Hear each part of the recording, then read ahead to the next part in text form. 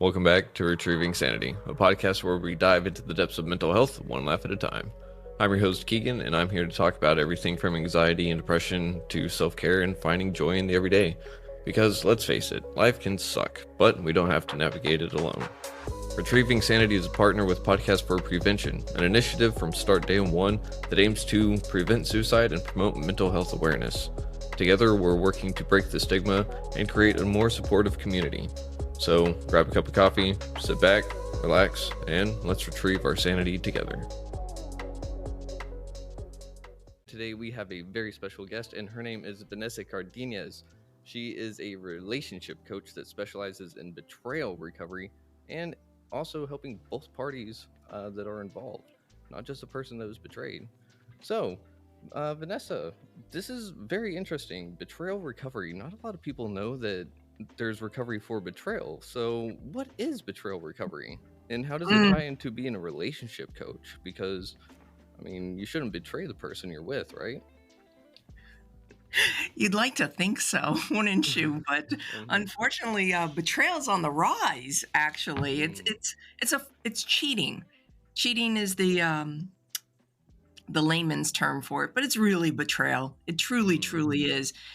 My definition of it is when you pretty much rip the heart out of your beloved and stomp on it, and just destroy them in a few moments, whether it's a slow burn and it's been progressing over time, or it's an instantaneous thing that happens in your relationship.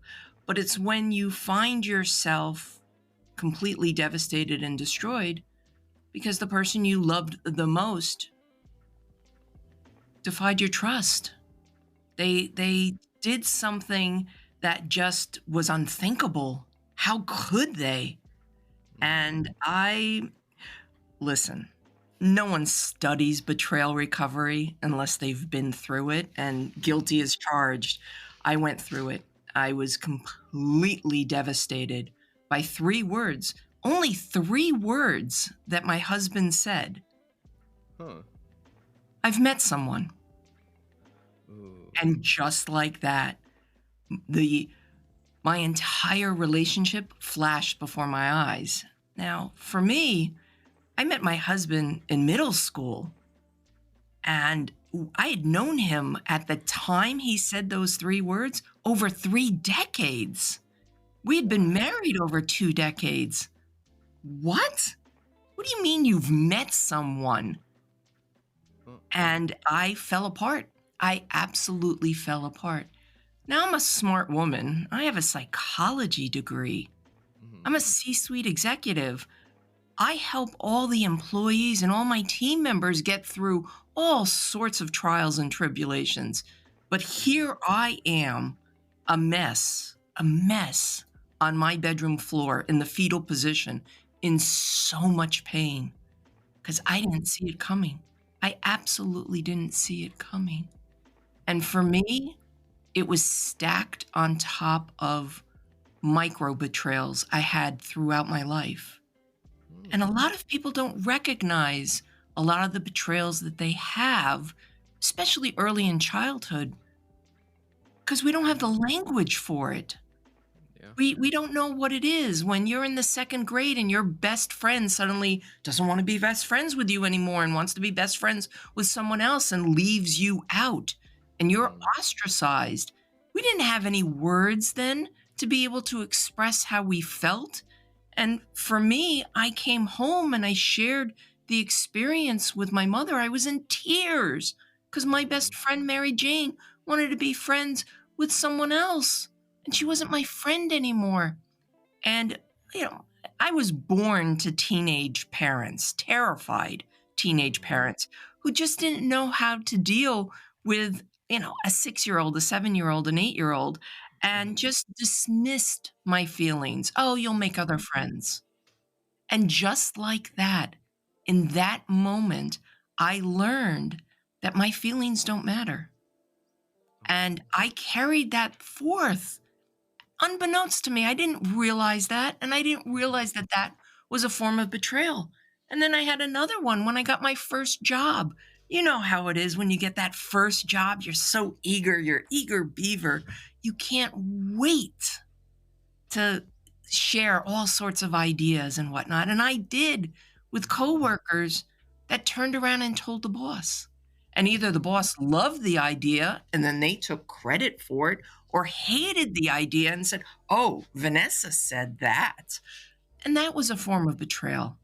And Mm-hmm. all of these little micro betrayals throughout my life, ooh, they got cut right back open when my husband said those 3 words to me. Ouch. And that was it. I fell hard and deep. Oh man, that is one heck of a story, just right off the bat. And those 3 words are really wow. Yeah, I don't think that there's any other words that could be on par besides literal death, and I mean, it might as well be because divorce is a death of sorts. And I mean, so now you don't only have this betrayal going on, you have this grieving process going. And so you also brought up micro betrayals. And can you expand on like how do micro betrayals build up? Uh, what does it mean to have them kind of snowball into a bigger thing? Is it kind of like addiction? Because addiction, we kind of start off with the choice to use or drink, and then eventually we lose that choice and we break the cycle by making the choice to stop again. So it starts real small and then it explodes one day until it's out of control. So betrayal, is it so much so that if I become betrayed enough I am automatically the victim all the time? Or is it more like I get betrayed, and so now I put up this defensive wall so no one gets in? Or is it both? Or is it a little bit different for everyone? Or is it a little bit different for the same person just day to day? That was so well said. It's all of the above. It's E. It's all of the above because we're all unique. We're completely unique and we're so beautiful in our own right. And when we experience something, we take it very differently than the next person. And that's where, regrettably, social media, yeah, the compare and despair that we wind up having, we minimize our feelings or we catastrophize our feelings. Mm-hmm. And we look to others as a barometer of how we are supposed to feel. And that Mm-hmm. can be a very slippery slope. And it's very dangerous to compare our situation to someone else. Your situation is your own. Your pain is your own. Your hurt is your own. No one can take that away from you. You feel, you felt, you're feeling. No one can argue your feelings.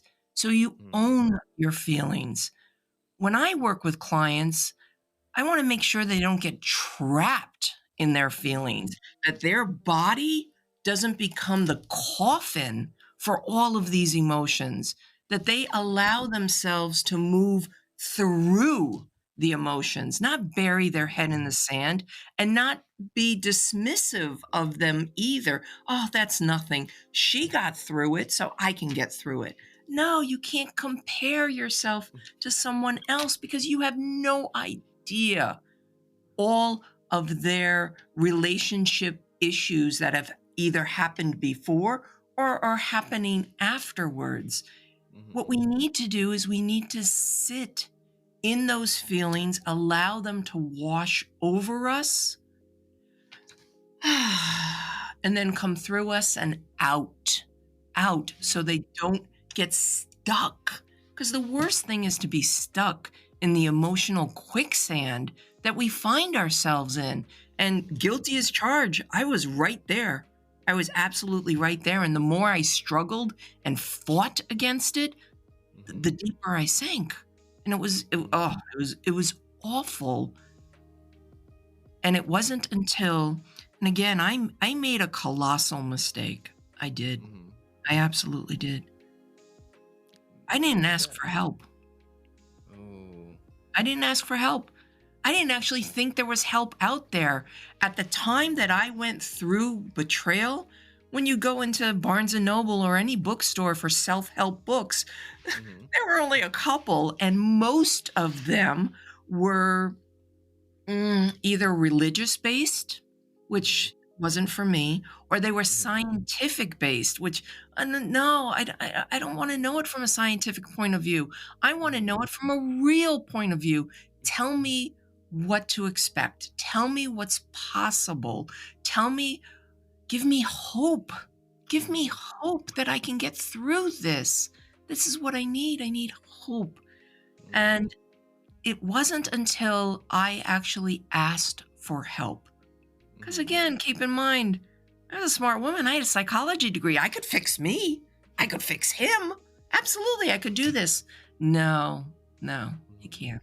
You're too close to it. You need Mm-hmm. that support system around you. And the blessing that I got was when I finally relented and said, you know what? I need help. I had some great therapists, I had some great coaches, and I had an amazing support group mentor that just, she saw something in me that I didn't see in myself. Truly. Mm-hmm.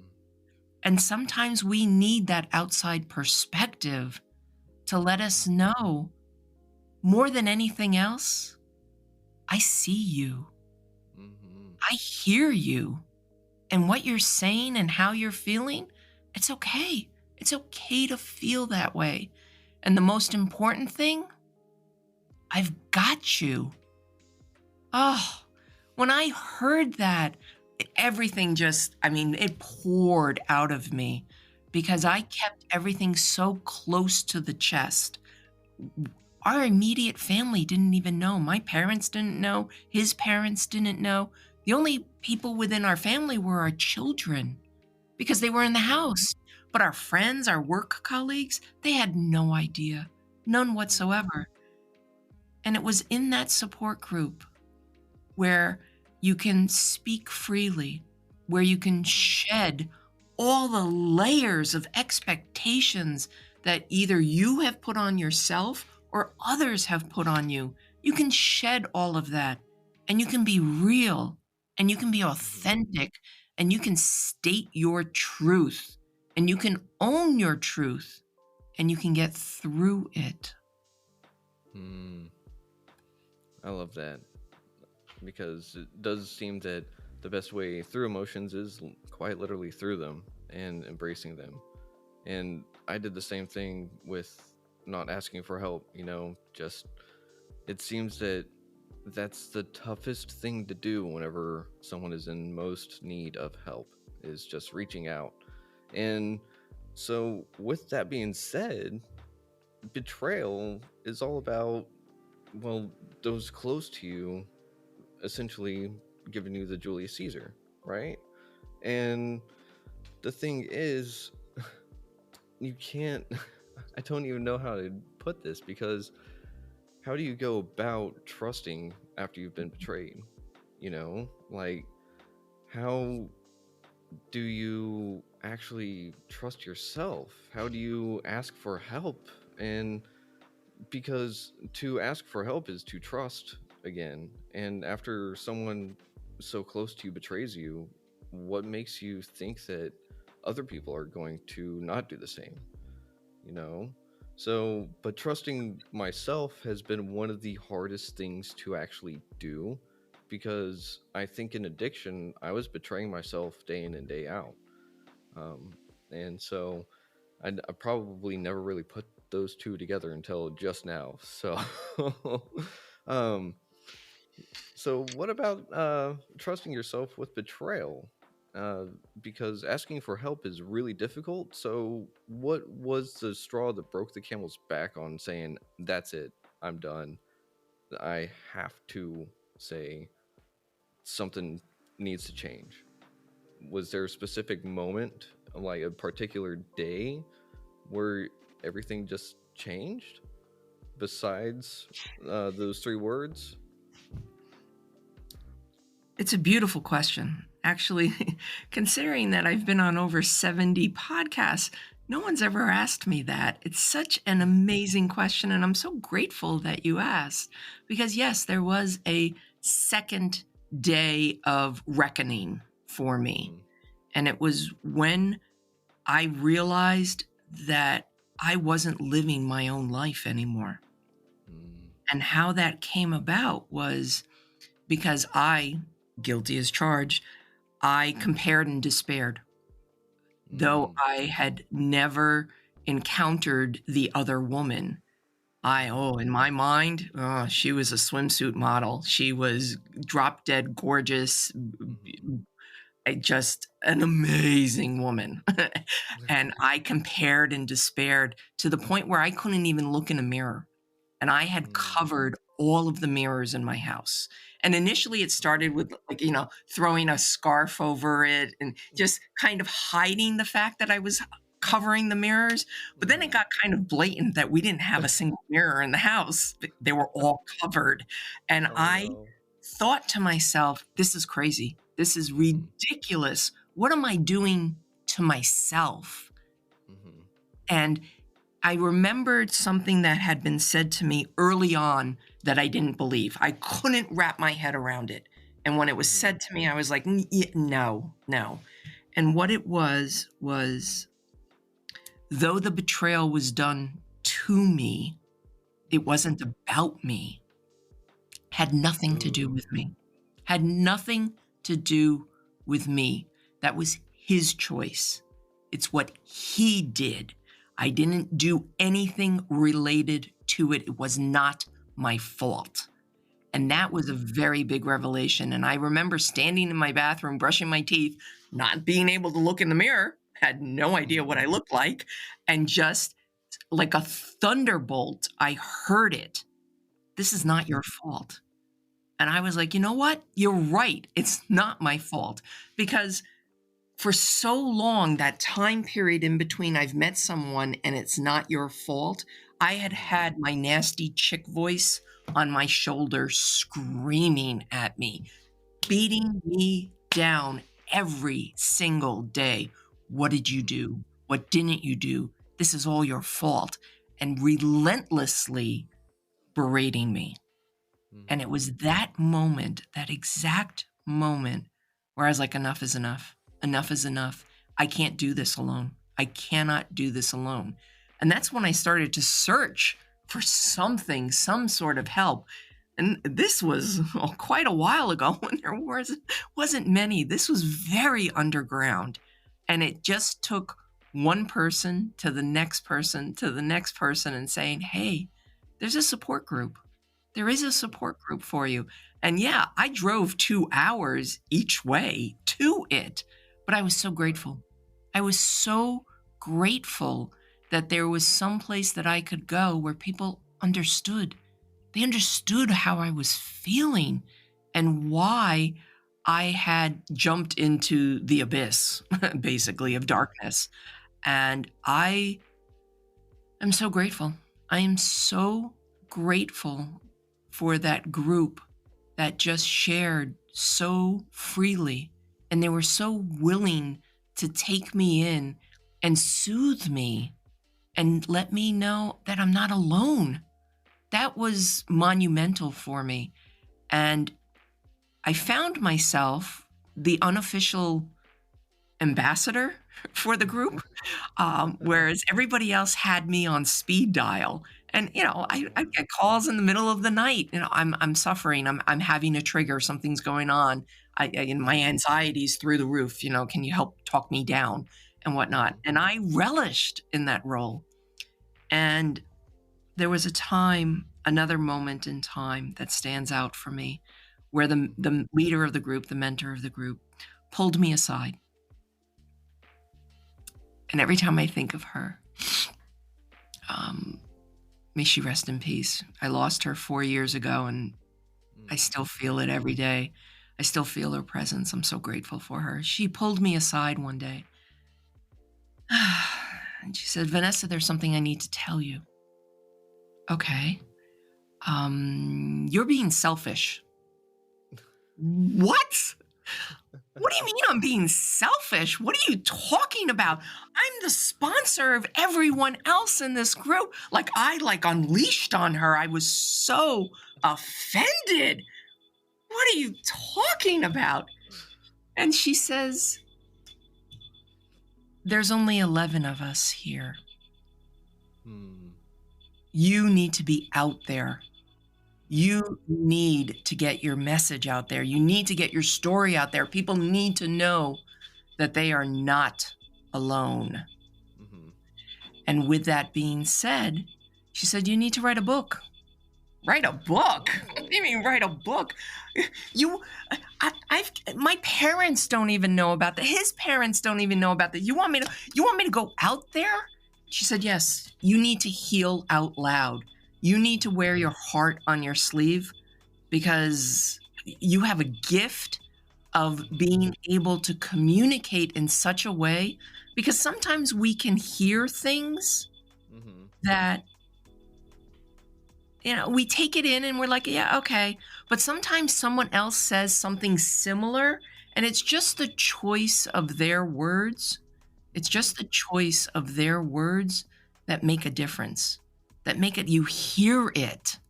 Whereas before you dismissed it, you hear it. And she said, you have that gift. You have to be out there. You have to talk.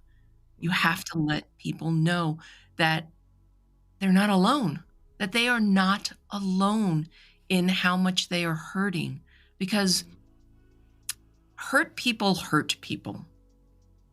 We just do. When we're hurting, whether it's intentional or not intentional, we hurt others.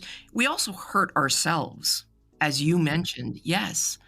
And I see it. I see it all the time when couples come into my office and they're just hurting and they lash out at each other rather than leaning into each other. They lash out at each other because they're both individually just so hurt. They're so hurt. And sometimes it's, and I'm trying very hard not to say it's simplistic, but it is, the number one thing is communication. We've lost the art of communicating with each other, whether that's the art of speaking to each other or the art of listening to each other. And with that being said, it can be very, very challenging. So the first thing that I do with clients, and I needed to do it with myself, is learn how to communicate. Yeah. Learn how to communicate. Ask for help. Yeah. Asking for help is super big. And my condolences on the original mentor. But sounds like you heard exactly what you needed to hear.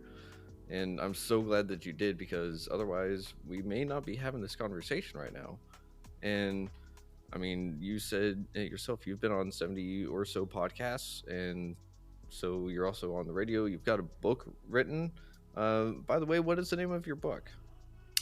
Dealing with the devastation of your partner's betrayal, what to do when your world falls apart.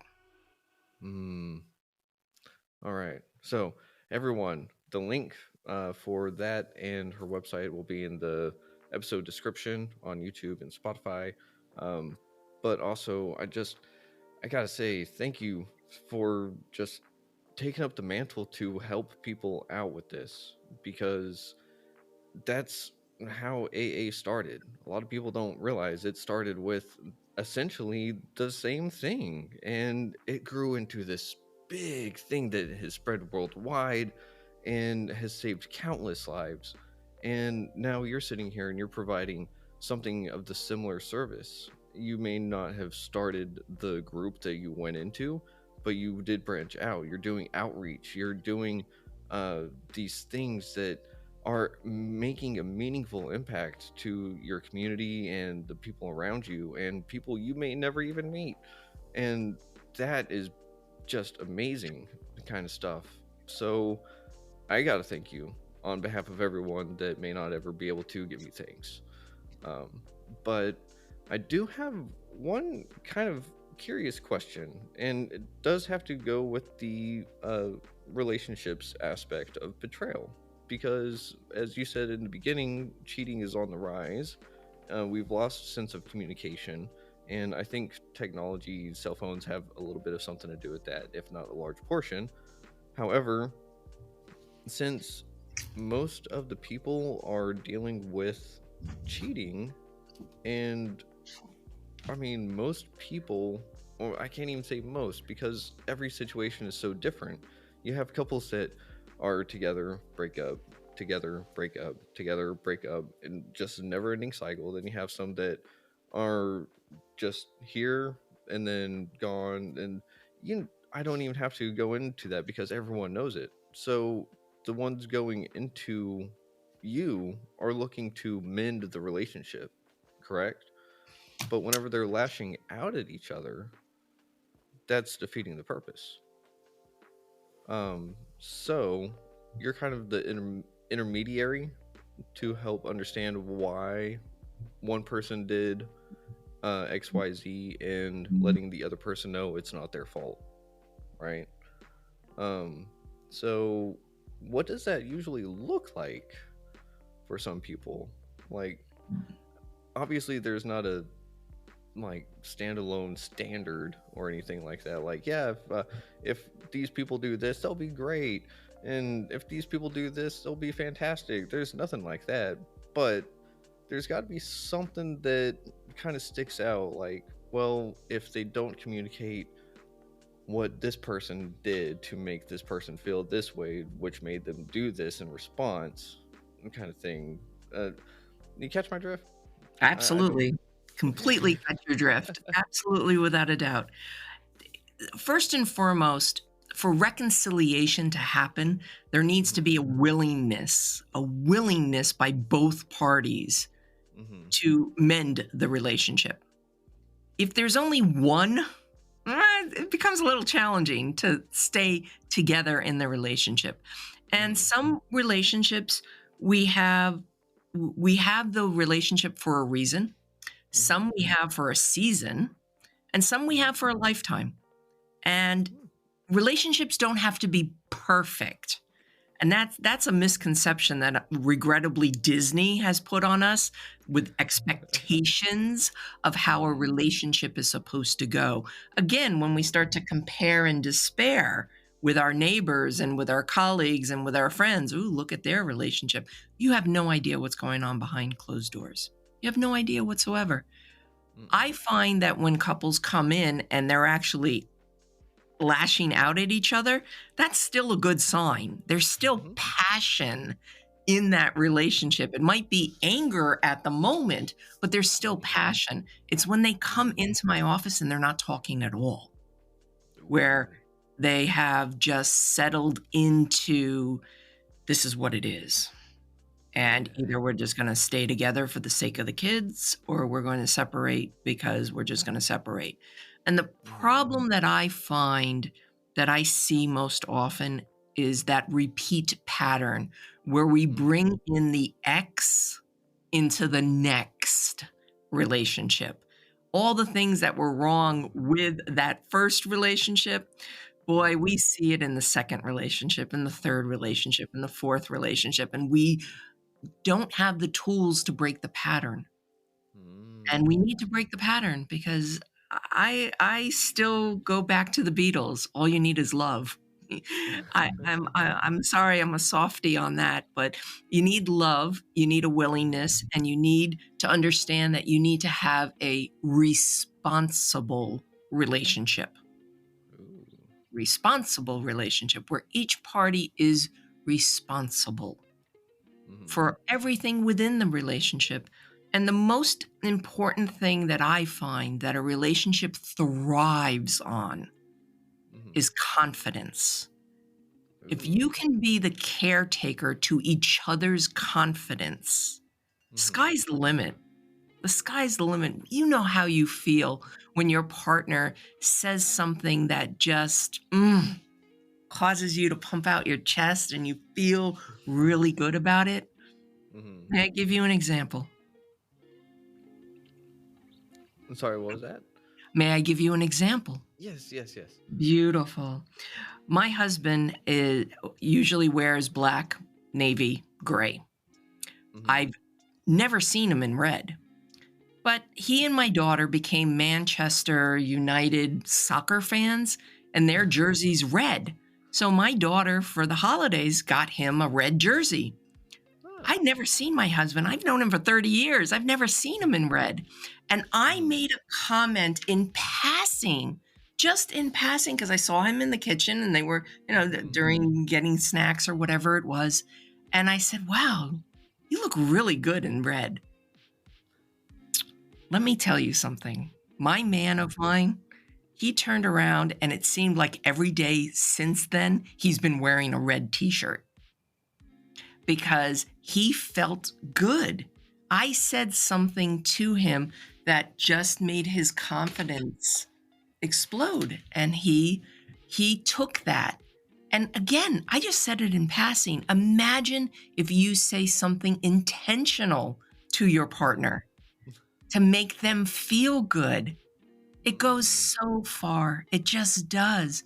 And we look to each other for that confidence building. We get it internally. Yes, we have our own sense of confidence, but it's nice to be seen by our Mm-hmm. partner. Oh yeah, it really is, and it sounds like compliments go a long way, even after you're already in the relationship, Mm-hmm. in a committed one. Mm-hmm. And I think that that's something a lot of people don't really get. I mean, some people might be used to compliments from random strangers here and there because some people are just gifted and blessed with those kind of looks, and so a compliment from their partner may not be very flattering, even though it should be. And I think some people might find that that's unfair, you know. Uh, but I'm sure that that would be something in their relationship dynamic that they would discuss early on. But one thing that I do love that you talked about was the confidence. And it also seems that if I were to compare uh, relationships with relationships, then that's also taking away confidence in the current relationship.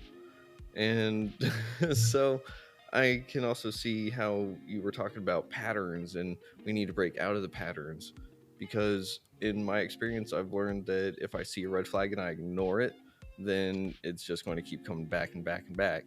And sometimes the red flag may change shape, but it's still red. And but the thing is, I've got to learn to trust myself to say that those are red flags. Hey, I don't want to do this again. But with that confidence uh, aspect in the relationship, what can people do to build confidence after it's been broken? Because confidence is a lot like trust. It doesn't really just come out of the blue and just say, I saved the day, Yeah, it doesn't do that. It's something that is a slow buildup through time and consistency. And it's something that really, like trust, once it's broke, it's kind of gone for the most part, but you have to be willing to let it back in. So how does someone go about that? Because that's got to be difficult. It's definitely incremental. Listen, not Incremental. for nothing. I can't buy the most expensive running shoes and run the New York Marathon the next day. It's not going to happen. Let's be Uh-huh. realistic. It's the same thing here. It's Mm-hmm. incremental.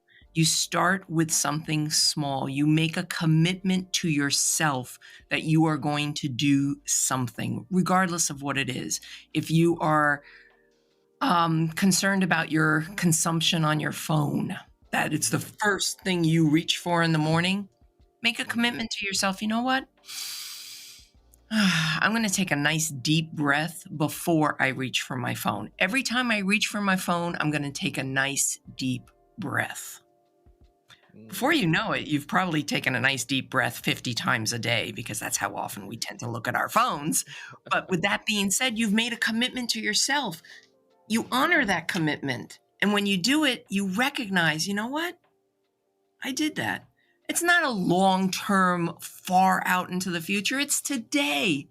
What are you going to do Mm, today? I'm going to make sure that I do X, Y, and Z today. Then do mm, X, Y, and Z. Then I did that.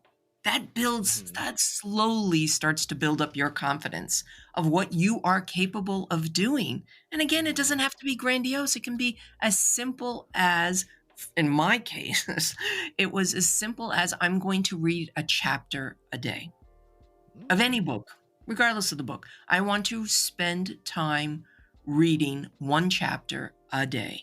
And when I do it, I have a sense of accomplishment and I know that I'm doing something for myself.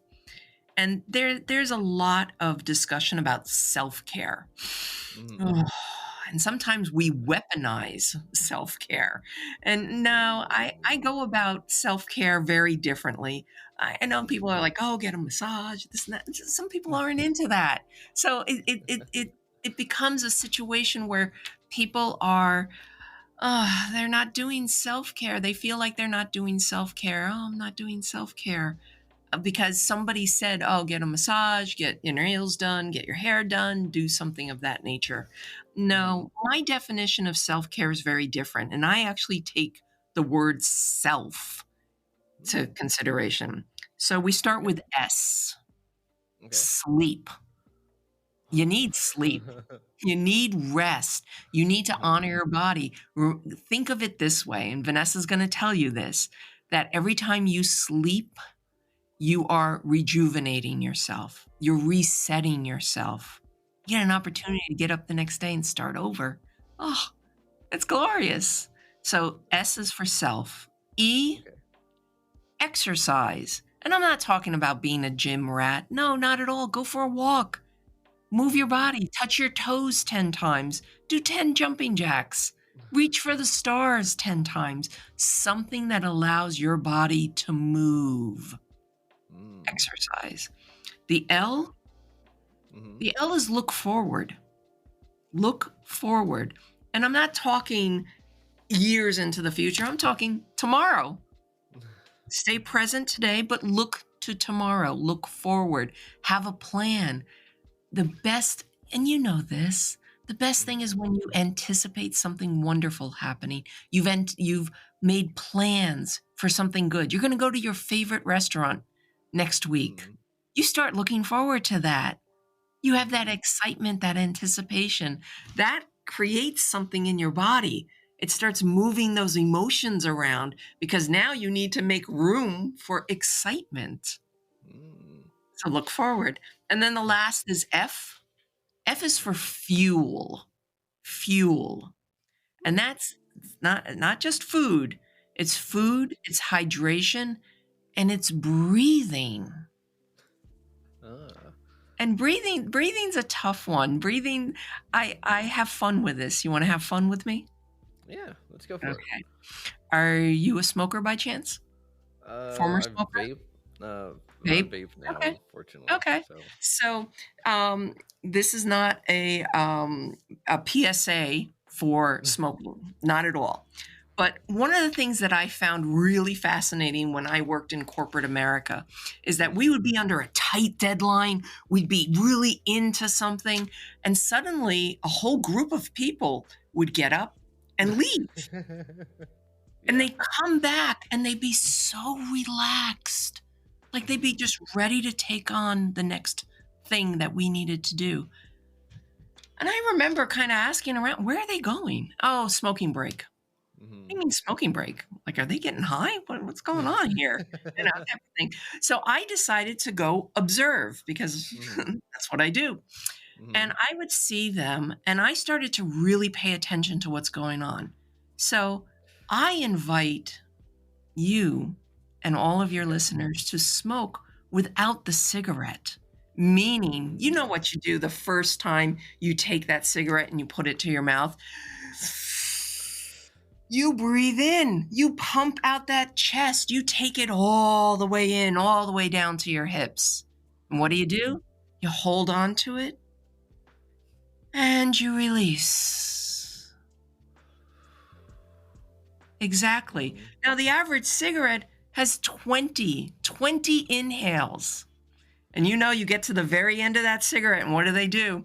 Bring it to their lips, and they take that last long drag in. They can't wait to get it all the way down to their hips, and they release. What's happening is they're breathing. They're taking that mindful breath in. Granted, it's filled with smoke and everything else, but it's still the body's reaction to the breathing. They pump out their chest. They hold it. They release it. That is the mechanism for relaxing. So I invite your audience, take a smoking break without the cigarette. Breathe in, breathe out, breathe in. Everybody talks about breath work. Breath work is smoking without a cigarette. That's really what it is. And you'll be surprised how relaxed you get. Even if you breathe in and out deeply for just 5 times, it makes a world of difference, because what it's doing is it's relaxing your body. Part of self-care. SELF. F is for fuel, food, hydration, breath work. Oh man, I love all of that. And you're right, self-care can be almost weaponized, because it's like, if you don't do this or you don't do that, that's not self-care. And it's like, no, self-care is whatever I need to do to make sure that I am mentally stable, because sometimes what worked one day will not work the next day. And I really love the self. So we have sleep, we have exercise, we have help me out, L. Looking forward. And Looking then, forward to something in your world just feels really good. see, and maybe I had a hard time remembering that, because for the longest time I couldn't look forward. It was bleak, it was dark, there was nothing there. And so that was in the throes of addiction. So I know that in betrayal, whenever you're hurt, it's the same thing. You don't see an end, but maybe you can see tomorrow. So is that how you kind of get out of the, well, there's no end in sight, but it's not so much stop looking 10 miles ahead of you and just look 10 steps ahead of you kind of thing, right? Because I mean, I don't know about you, but whenever I made the decision to stop drinking, whenever I said for the rest of my life, that was scary. That was like forever. Like, I'm sorry, but forever is supposed to be in the Disney movies, Like, my forever is supposed to be like, I'm going to keep drinking until the day I die. But now I chose to not drink until the day I die. And it was like a total mindset switch. And it was scary, it was hard, and it made recovery difficult. So, betrayal recovery, how does that come into play? How does the long and short term effects of betrayal recovery play out? Great question. I'm going to circle back to the looking forward. For me, I looked forward to the support group, because it was every week. I looked forward to it. I knew I was going. I knew I was going to get in my car. I was going to travel for 2 hours, would have my playlist ready for what I was going to listen to on the drive.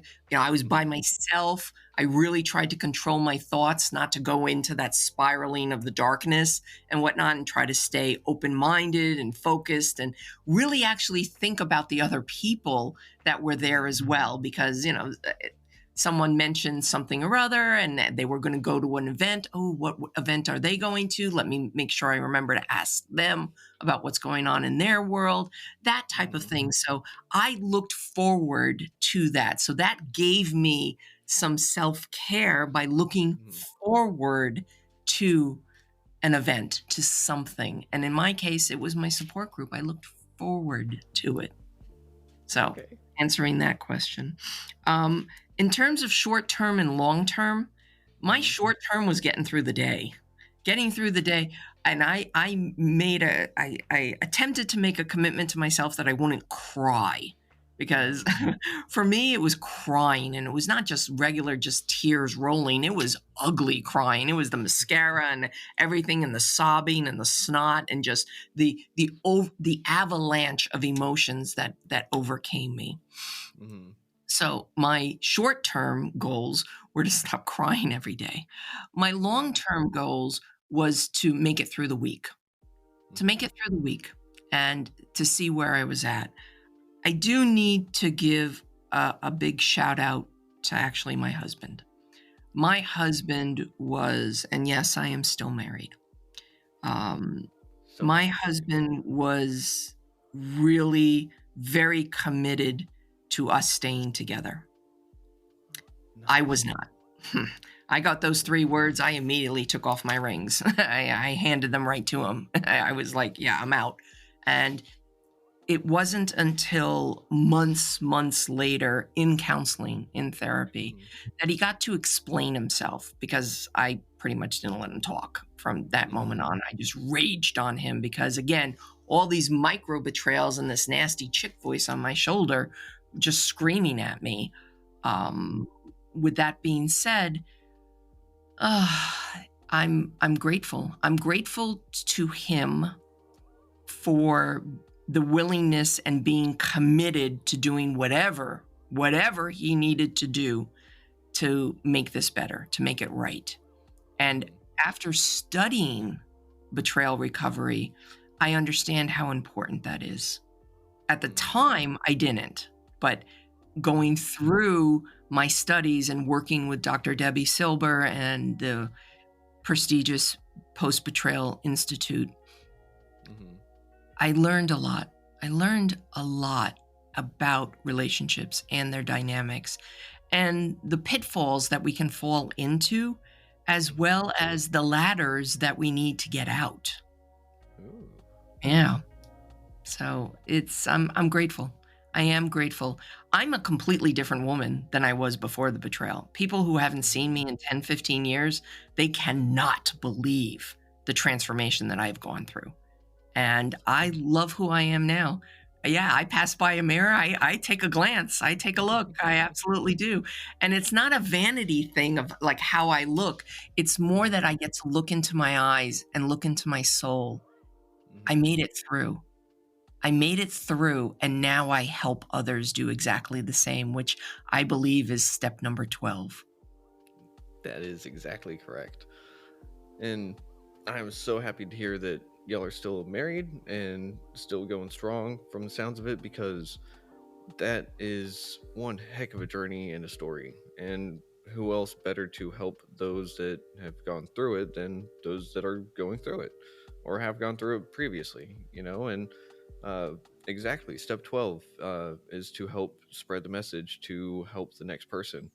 And you just took it on to a massive scale, which is awesome because it goes back to that outreach aspect and people not knowing how to ask for help.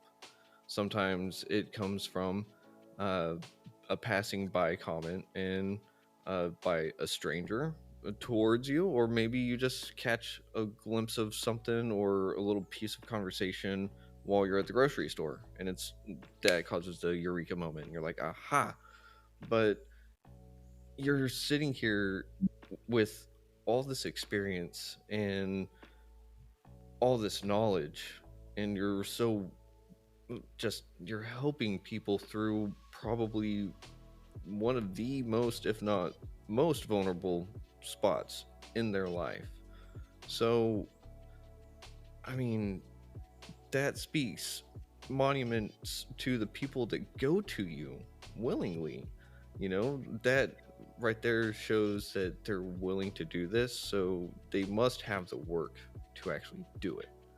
Um, but what is one misconception that people have about betrayal? Ooh, I love this question. Oh, oh boy.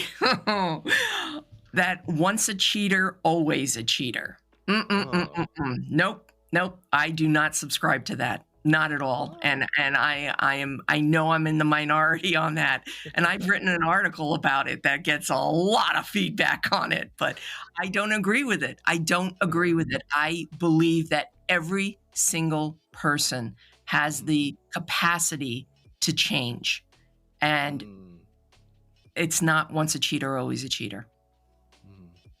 Once a habitual cheater, then yeah, that's a lot of work to get past that. But if somebody has betrayed just once, whether that's a long-term affair or a one-night stand, if they have done that just once and they have a willingness, and I can't stress the word willingness enough, to change, to be a better person, they can do it. They can absolutely do it, and they can revive their relationship, their existing relationship, or protect their next relationship.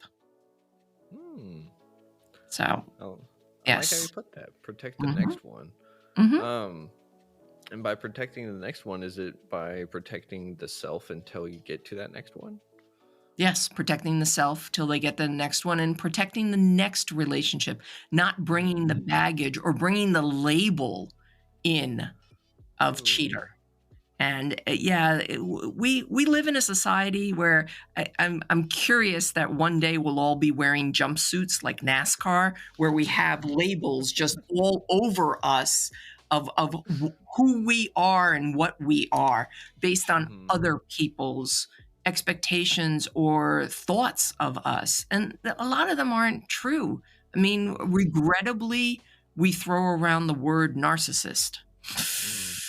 I have a hard time with that word too. I do, because I think that once we have a label on us, we own that label, sometimes proudly, but other times full of shame and guilt. And shame and guilt, those are terrible emotions to walk around with day in and day out. They are. They're dark emotions. No, go back to the Beatles again. All you need is love and a lot of other things. But, it starts with love, and it starts with self-love. You need to love yourself. You can do anything. You can do anything if you love yourself, and if you believe in yourself, and if you trust yourself. And most importantly, are you ready for this one? This one's the hardest one. Took me the longest time. Forgive yourself. Forgive yourself. Forgive yourself. You didn't know what you didn't know. You didn't know what you didn't know. Forgive yourself. It's okay. It's absolutely okay. And we've got you. We've got you. I love that. And I think you're entirely correct on that too, about forgiving self, because on top of asking for help, forgiving self is either right next to each other or just a hair. Because forgiving self, it's always like, man, I know better, I should have done better.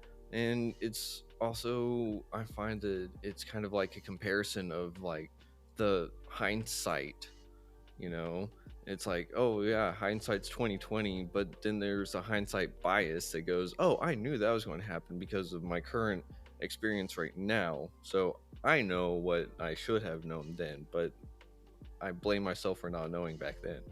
Exactly. And just like you said, I didn't know what I didn't know. So, and we just start to spiral. Yeah. And that spiral, it kind of, I don't know if you've seen the Facebook picture or the infographic, I guess, but it's 3 different shapes, and it looks like either a dot, a line, or something, but it's all about perspective, and it's a spiral. So if you're looking at it from one way or another, it's going up or down. Some people think that recovery is a straight line, and no, it's a spiral, because say I get to step 12, it doesn't mean I'm done with all the other steps. It means that I need to go back and rework them every now and again. But people also don't know step 10 is the first maintenance step, And if I don't do that one, then it all starts to crumble away. And so I imagine, like you said earlier, that all this is incremental. And so you don't just sit there and go, all right, I'm in a betrayal recovery group. I got this. I am okay. It doesn't go that way. You kind of got to get that confidence up. You've got to learn to trust yourself again. You've got to just really kind of dig deep just one time, right? Just one time, just for tomorrow. And I was right there with you, and I've been there before. Just sometimes it takes everything I've got to get to the next day. So, let's see. We've got a few minutes left. Real quick, what was the name of your book again? Dealing with the devastation of your partner's betrayal, what to do when your world falls apart. Awesome. And again, that link in the description, well, the link will be in the description of the episode. But I have to ask this because there's just so much going on that recovery. Now I specialize, well, not specialize, I have experience in substance abuse recovery and some other forms, but not in betrayal. But betrayal recovery is still recovery. So I think I would like to ask you if you'd like to be on the show again, so we can kind of keep digging into what recovery is and how betrayal recovery is either similar or different from other forms of recovery, because it's not, recovery is recovery, but recovery is not just recovery either, you know. Absolutely. I welcome the opportunity. This has been an amazing conversation to kick us off.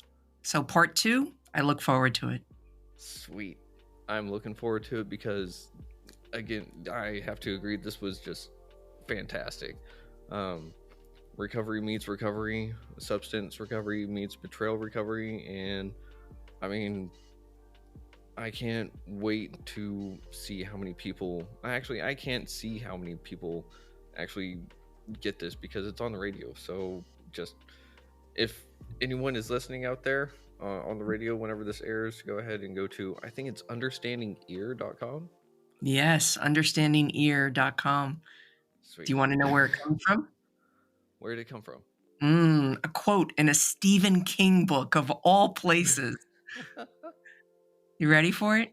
Uh-huh. The hardest things are the most important things to say, locked within, not for the want of a teller, but for the want of an understanding ear. All right, so that was Vanessa Cardenas. You can check out the full episode on Spotify or YouTube or at retrievingsanity.com. Check us out next week for Jackie Baxter, someone that's in long-term COVID recovery. And I just want to say thanks again for listening on WDJY 99.1. This is Keegan on Retrieving Sanity. Shalom.